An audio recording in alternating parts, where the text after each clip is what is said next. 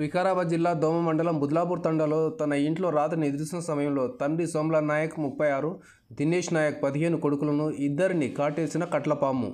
నిద్రిస్తున్న కొడుకు అరుపులతో ఒక్కసారిగా అవాక్కై మేలుకొని చూడగా పాము ఇద్దరిని కాటేసి వెళ్తుండగా పామును చంపి పరిగిలోని ఓ ప్రైవేట్ ఆసుపత్రికి కట్లపాములతో వచ్చి చికిత్స చేయించుకున్నారు.